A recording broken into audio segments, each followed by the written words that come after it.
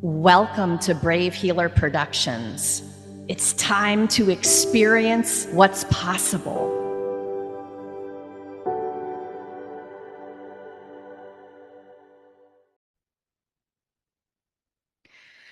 What if there's something you haven't learned yet that could change everything? Welcome, everyone. I am Sherry Elise. I am a five-time published author. I am host of the TV show Good Morning Joy, and I am here in partnership with Brave Healer Publishing to introduce to you some of the amazing authors in one of her newest books called The Ultimate Guide to Self-Healing, Volume 6, 25 Home Practices and Tools for Peak Holistic Health and Wellness. And before I introduce you to these amazing women, I just want to do a quick shout out to the lead author of this book, who just so happens to be the founder and CEO of Brave Healer Productions Publishing, to Laura DeFranco.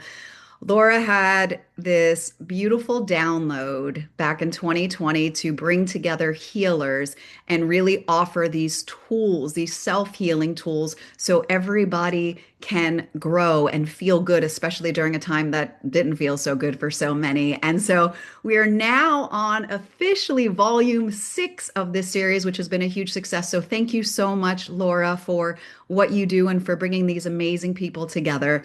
And now I want to share with you these amazing women. So first, I want you to meet Reverend Dr. Ariana Platten. She is a spiritual guide, a sacred menopause mentor, and author who helps people weave the sacred into real life. And then we have Heather Potvin, author of Chapter 19. She is a holistic wellness advisor and end-of-life doula, guiding individuals and families through mindful, compassionate transitions. And then finally, Reverend Dr. Karen Shooter, and she is an international speaker and best-selling author who's sharing life-changing strategies that foster resilience, purpose, positivity, and reduced anxiety. Welcome, ladies. It is a joy to have you here.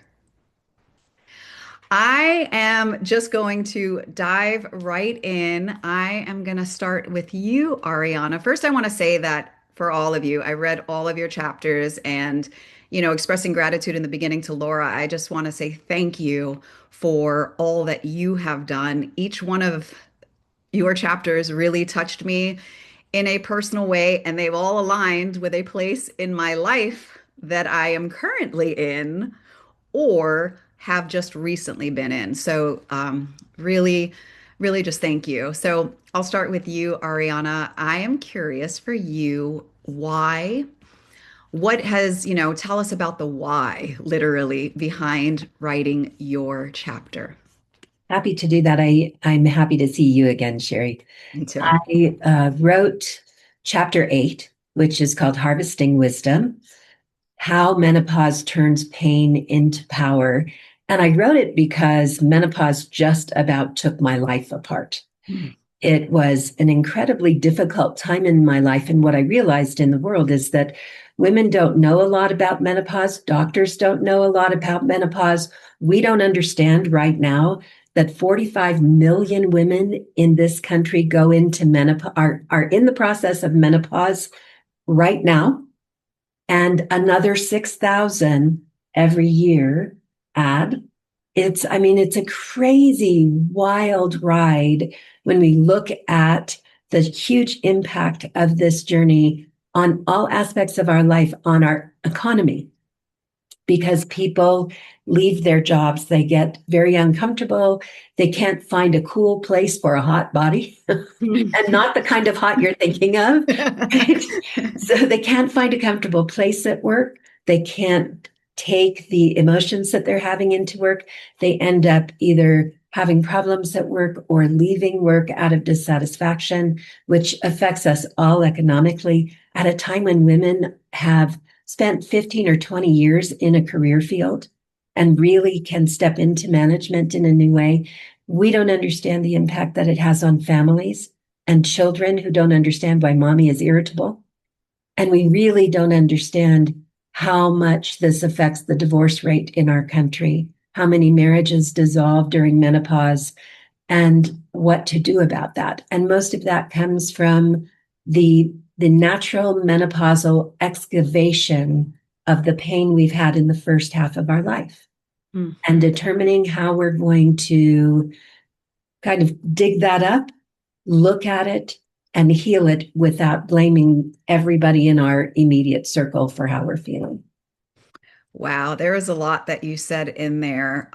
As someone who is somewhat in this phase of life, as reading your chapter and what you shared in there, I I feel like there is a lot that is talking about openly and publicly now, more so than ever before. And I think about how I feel a little more prepared at this point in my life than my mom did, than my grandmother did. But I hadn't thought about what you shared in there, specifically in your story around bringing up the past and connecting those together. And do you think, as you wrote this chapter, that that is an aspect that most people don't talk about and that literally can not only help us navigate this part of our lives, but actually heal the past? What I really believe is that women have been very well trained to suppress their feelings and to find a way to just kind of buck up and do what Mhm. we need to do. And the hormones that play out for us stop that from being possible. So a lot of old things come up to the surface, but we have no awareness that that's going to happen. So Right. all we know is that we're upset. Something is not right. We don't feel good in our skin. When we can go through this process, asking ourselves good questions and really referencing the old beliefs that we have, whether they're real or whether they're not, whether they came from something specific or they were taught to us, we really can heal things that we've held for 20, 30 years. We really can take those things out of the closet, look at them, kind of harvest the wisdom of them, as is what I named this chapter, and then move into the next half of life in the seat of power, ready to bring our full gifts out into the world. And that's what I felt in reading your chapter. I felt this power. I honestly, I'll just be completely transparent. As I was reading it, I was like, ooh, maybe I want to talk about this wisdom and menopause. Like you just lifted me and made so much make sense and feel empowered. And so just thank you for that. I know people who are reading this, whether they are currently in that transition in life or going to get there even past it, I know that you have definitely offered just tools and wisdom that really just has us look at ourselves in this part of life in such a different way. So thank you for that. My pleasure. Yeah, we'll talk in a bit. I want to ask Karen the same question, Karen. What was your why behind writing your chapter? I'm doing a lot of work on trying to help caregivers, people in helping roles, people who care about others, to find sustainable ways of doing that. And I know it's really hard. I've been a caregiver personally and professionally most of my life. And so I know one of the most complicated parts of that is promoting healthy limits or healthy boundaries and understanding what that means. And so, healthy limits, and especially as women, oftentimes we are taught it's impolite, it's selfish, and it's rude to say no. Mm. But that I have discovered is wrong. It is not impolite, it's not selfish to say no in times. In fact, it's really important to be able to say no. And a lot of that is the ability to honor healthy limits. And healthy limits are important for healthy relationships. And so they benefit everybody involved. And yet, how often do we learn about what does it mean, a healthy limit? Limits basically designate what we are and are not responsible for. So when we talk about emotional limits, what does that mean, right? It means, what are we emotionally responsible for? What aren't we emotionally responsible for? And as helpers, as people, especially if we're really cued into empathy, it can be really hard to understand that. It's sometimes so much easier to think if we really care about someone, that also means taking on their emotional journey, which is not true. And we can be better helpers. We can be healthier individuals. We can experience the joys of our own life if we are honoring healthy limits. As I read your chapter, I had thought about, boundaries in terms of saying no, right? And learning that over my lifetime. Uh, but when you brought up the emotional part, I was like, huh, because you look at the people that you care so much about Mhm. and you feel what they feel and you know for yourself what that feels like. And so you want to help them out of that. And what you brought to light and that aha moment was so powerful in itself to go, okay, you can be there with somebody in it, but you don't have to be in it. Talk to me Right. about And that. Yeah. yeah, and so I have family who are very emotional. And so if it's hard for me to go to them, for example, for help if I'm really struggling, because I know then they will get really emotional with me and it will become about them more or just as much as it is about me. And I've learned that just in being there with people, especially at the end of life in my role professionally and personally, but being with people during really difficult times. We can be a healthier source of support and presence if we are not taking on their emotions. And so, for example, I know the people that I can go to for help are people that can be around my emotions without absorbing them all or taking them on for themselves. Thank you. What is your hope that people receive from this chapter? I hope that people learn how to help themselves heal from difficult situations, to be able to let go of any shame or guilt that they might carry that's not really theirs to carry, especially, but also to be able to be comfortable with their own emotions and to understand that they can care about others, they can love deeply, without taking on other people's anxiety, emotions, and responsibilities. So important. Thank you. I'm going to ask the same question for you, Heather. Heather, what was your why behind your chapter? Ultimately, by the way, ladies, I incredibly articulate. I'm agree. sitting here and I'm listening to y'all and I'm thinking, what the heck is my why? And I think for me, the bottom line, it boils down to if I can help one person move beyond the trauma that they're living through at this moment, give them some tools, some things that they can do, that's a huge attaboy.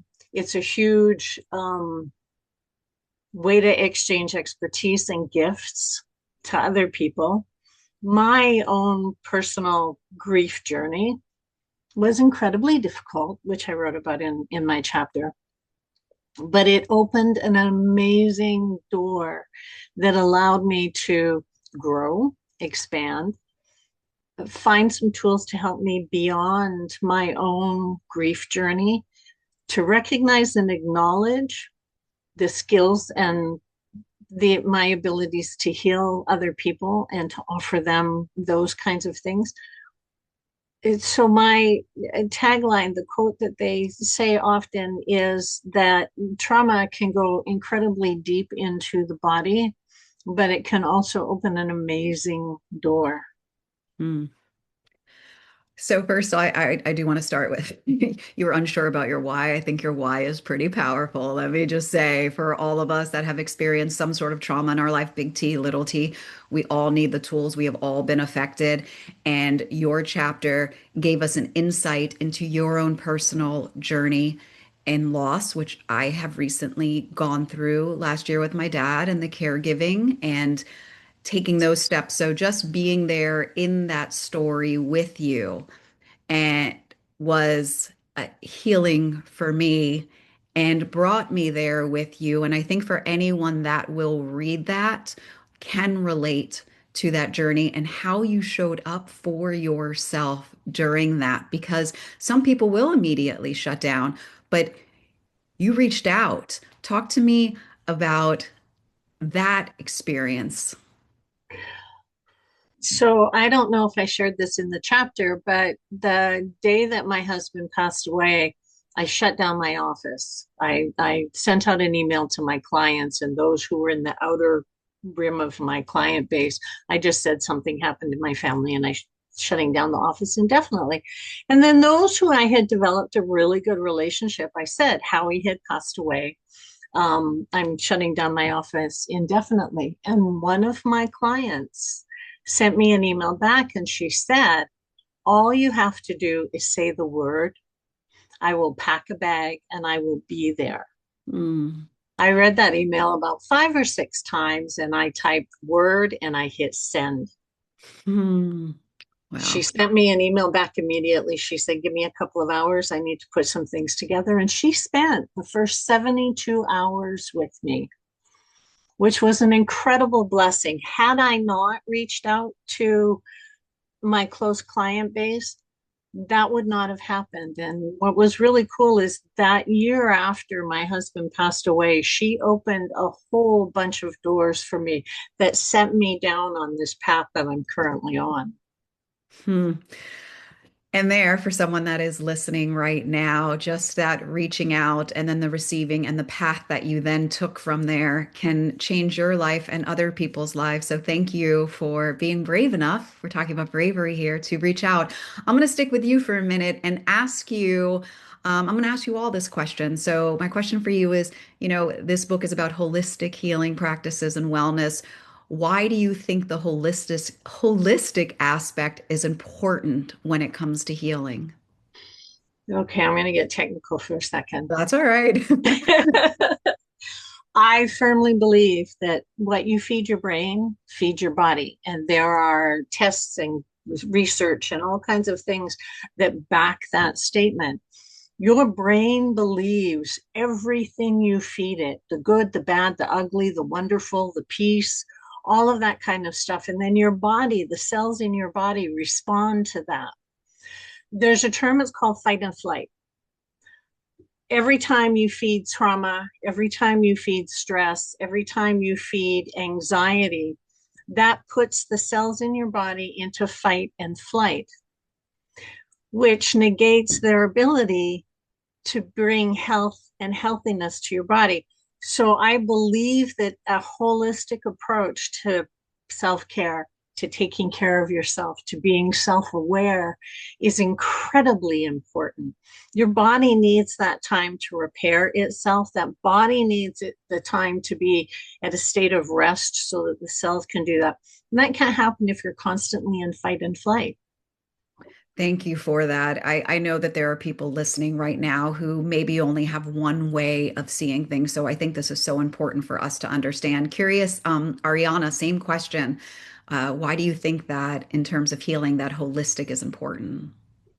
I think Western medicine offers us so many things that come with the expansion of science and technology. And sometimes we believe that that is meant to replace other things that are equally as important to us. And I've spent a lot of time in ancient study, in indigenous cultural study, and there is so much about the nature of the earth that we live on that is meant to symbiotically partner with us. How we breathe, how we put our feet on the earth, how we stand in the sunshine. There's so much that is about a much more whole approach to living here that takes advantage of what is new and dovetails it with what is ancient and wise.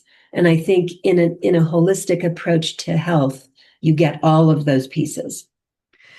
And I felt that honestly, like anytime I see anything that you do, I feel that well-roundedness. And I think that's why I felt so empowered in your reading your chapter because it felt like this ancient wisdom that felt connected to everything.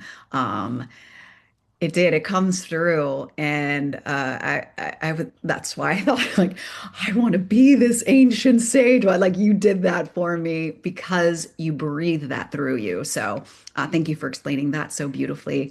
And I'll ask you, Karen, the same question. Why holistic when it comes to healing? Yeah, to kind of piggyback both on what Ariana and Heather said, I mean, there's system connections within our bodies, within our lives, but even outside of it, we are in the United States, we are among the most individualistic societies and cultures in the world. And there's benefits to that, but there's also dangers to that. We forget that there are connections that we are not even aware of. And so within our own personal lives, there's connections physiologically, psychologically, everything is connected and affects our quality of life, our ability to experience the joys of our lives and to be able to function at high levels. But there's also connections outside of our lives that we tend to forget or deny. And that's one of I do ongoing work in Honduras, which is a very collectively oriented culture. And it helps me really think about being different and remembering that we have to think in more collective ways at times. But also there's the spiritual, right? And the spiritual is not confined to institutions, different religions, but it is just that part of our world that is deeper and mysterious and unknown and very present in our lives as well. So holistic healing living relies on everything that is within and outside, and that's, yeah, it's a different way of looking, it's a higher way of functioning. Hmm. You talk about connectivity, and it was probably unintentionally, but there was a moment that I felt this deep connectivity, and it was when you had shared with Neil about uh, no, it was when you had shared about what had happened to you. And there was just that moment of honesty and support. Like I felt a human connection. And so, as you just said that, that was evident in your chapter about all things being connected, including each other. So I like that a lot. Thank you. And I mean, I realize there's an irony there. I write about healthy limits and boundaries, right? But there's an importance of interconnectedness. And so having healthy boundaries, we have to understand it doesn't mean disconnecting from the world. I mean, sometimes we have to do that, but it means connecting in healthy ways. Mm, yes. Ooh, which is not always easy in the world that we are in. But that's what I love about this book and all of these series are the tools that are provided for all of us that of course it is the personal journey and the story, but it's the practical stuff that we as a reader get to walk away with that each of you have so beautifully provided. And so I'll just stay with you, Karen. Your chapter is Increase Inner Peace, Promote Healthy Limits and the Courage to Say No. What is the most important thing that you want people to know about increasing our inner peace? Understanding what you are personally responsible, what each one of us are personally responsible. And that means we do not need to take on the anxiety that is coming at us from all over in the world. We do not need to take on the negativity that is hitting us from, within groups, families, organizations. We can maintain our sense of individuality, but also to nourish our own emotional journey and live amidst the anxiety that is coming at us in a different way without being a live wire that is just soaking up all of that anxiety and negativity coming at us. As you talk about that, the question that comes to mind is is it about removing these things that can we remove the anxiety? Is it more about the tools and the navigating of it to Both, create but inner it's, peace? yeah, it's also how we see ourselves and how we function in the world, how we see ourselves in the world. There's different ways that we can perceive ourself and function that really decrease the influence of anxiety in our lives. And so, yeah, there's a lot of tools we can put into place, but it's also understanding how we see ourselves, what the expectations are that we put upon ourselves. For example, if I think I'm responsible, Sherry, for your happiness, that puts a lot of anxiety and stress on me that, to be frank, is not my responsibility and is not mine to carry. And so if I can say, I can support and care about you, but you are responsible for your personal well-being, that's a whole different perspective. And it decreases the amount of anxiety that I would experience in being someone who cares about you. Thank you. And again, for those of you listening, you will find the tools to be able to do this and new insights that give you that new perspective that you're talking about, as I received in reading your chapter about as much as I knew and know, like you can't take on others, but I didn't ever thought about it that as a personal boundary. So thank you for writing that. Really appreciate it. Heather, I'm going to ask you the same question. So, your chapter is Journey to Inner Wholeness, Heather's Mind, Body, Heaven. What would you say is the most important thing that you want people to know about our journey to inner wholeness? It's a journey. It's definitely a journey. There was a meme that I saw on social media that says, of course, healing is painful. The medicine has to go deeper than the poison. And when I read that, it kind of resonated with me, and it supports what Karen was saying about setting boundaries, identifying what is good for you and for your soul, your body, your life, your mental health, and then providing a cushion, a barrier against what people fling at you. For lack of a better way to Yeah. say it, being able to not absorb what's going on around you that you don't have any kind of control over. The tools that I in my chapter is just one small way that people can actually arm themselves, protect themselves, teach themselves, provide a barrier, provide a way to maintain homeostasis or peace within themselves.